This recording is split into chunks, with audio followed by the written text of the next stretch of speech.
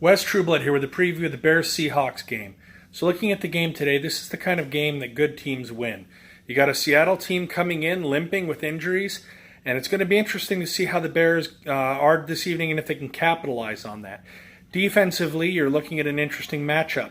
The Seattle Seahawks right guard is out with an injury. Now, that's of a special note to the Bears because the right side is probably the strongest side of their defense. You have Akeem Hicks as the right end and Khalil Mack as the right outside linebacker. That definitely puts some pressure on the Seahawks to try to figure things out. They're probably going to have to put 3, sometimes 4 blockers in. Now that means a halfback staying in to block, tight end staying in to block. On a 2-back formation, it means the fullback tight end coming out to block as well, just to try to slow that down. You're probably also looking at an entire line slide, center slides down, and having the guard and tackle combo down onto the defensive end and outside linebacker trying to stop Hicks and Mack.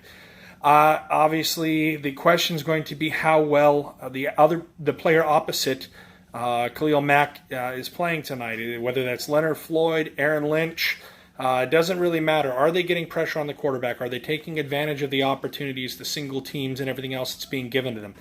Obviously, we'll have to find out during game time, but that will be a key to exactly how well this team is able to do, and whether or not Pete Carroll and the Seahawks can find some answers as to what's going on, what the Bears are going to try to do with their pass rush. If the pass rush is going well, the cornerbacks and safeties are going to have a better time, take some pressure off of them, allow them to sit back and read the ball a little better. If the pass rush isn't there, it's going to be interesting to see if the Seahawks, with their deep ball and crossing routes, are going to be able to pick apart the Bears' man game this evening.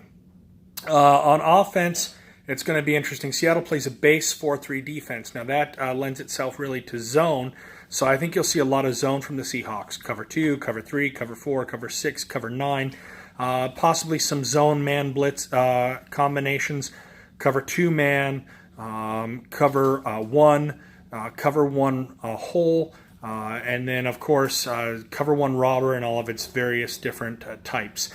I don't think you'll see as much of that given the fact that the Bears had such an issue with the zone defense last week from Green Bay. But we'll have to see what the Seahawks come prepared to throw at us. I think you're going to see a lot of deep throws this evening, at least a lot more than you saw in the previous game. You're going to see throws outside the hash marks, as deep or deeper than the safeties, putting pressure on them to pull out. Once you see the safeties start to slide to the different sides of the field, I think you're going to see Trey Burton come to the middle right down the hash marks, probably as deep as the safeties are deeper in that deep middle. You may also see Anthony Miller take on that post route, come into the middle, forcing the safeties to come back, reopening up the outside, or hitting that big gain right down the pipe through the middle. Running the ball, I think Jordan Howard has a chance at a really good game here. Outside, once you get outside that defensive end, if you can seal him off, you've got room to run before the cornerbacks can get to you, with only the outside linebacker trying to get him down. The goal in the running game is always to simply create a one-on-one matchup between your running back and either a linebacker or cornerback. Just give him one man to beat.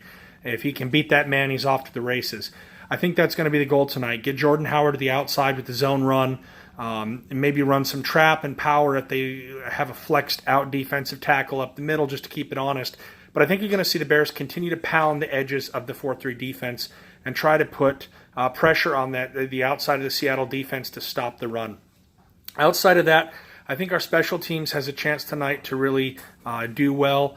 Pat O'Donnell had a really great game last game.